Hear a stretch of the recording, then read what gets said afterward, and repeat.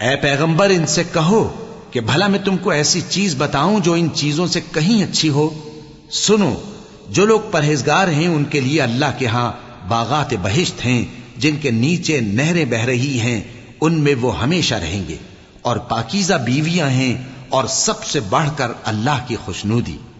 اور اللہ اپنے سب بندوں کو دیکھ رہا ہے جو اللہ سے التجا کرتے ہیں کہ اے پروردگار، ہم ایمان لے آئے سو ہم کو ہمارے گناہ معاف فرما اور ہم کو دوزخ کے عذاب سے محفوظ رکھ۔ یہ وہ لوگ ہیں جو مشکلات میں صبر کرتے اور سچ بولتے اور عبادت میں لگے رہتے اور نیکی میں خرچ کرتے اور اوقات سحر میں گناہوں کی معافی مانگا کرتے ہیں۔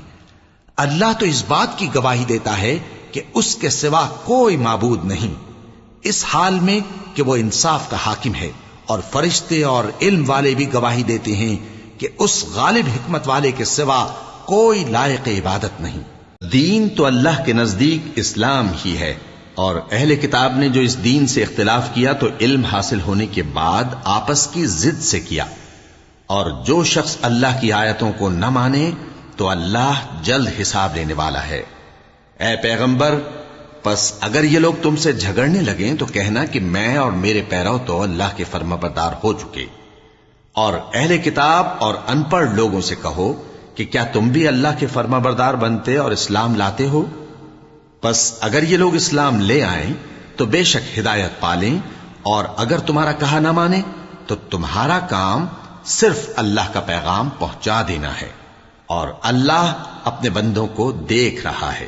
جو لوگ اللہ کی آیتوں کو نہیں مانتے اور انبیاء کو ناحق قتل کرتے رہے ہیں، اور جو انصاف کرنے کا حکم دیتے ہیں انہیں بھی مار ڈالتے ہیں، ان کو دکھ دینے والے عذاب کی خوشخبری سنا دو۔ یہ ایسے لوگ ہیں جن کے اعمال دنیا اور آخرت دونوں میں برباد ہیں، اور ان کا کوئی مددگار نہیں ہوگا۔ بھلا تم نے ان لوگوں کو نہیں دیکھا جن کو کتاب یعنی تورات سے حصہ دیا گیا، اور وہ اس کتاب اللہ یعنی قرآن کی طرف بلائے جاتے ہیں تاکہ یہ ان کے تنازعات کا ان میں فیصلہ کر دے، تو ایک فریق ان میں سے پھر جاتا ہے اور منہ پھیر لیتا ہے، یہ اس لیے کہ یہ اس بات کے قائل ہیں کہ دوزخ کی آگ ہمیں چند روز کے سوا چھو ہی نہیں سکے گی،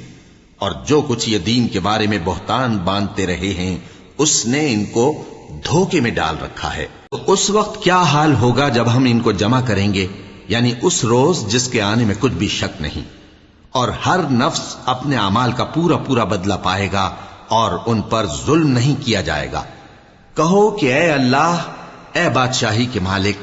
تو جس کو چاہے بادشاہی بخشے اور جس سے چاہے بادشاہی چھین لے، اور جس کو چاہے عزت دے اور جسے چاہے ذلیل کرے۔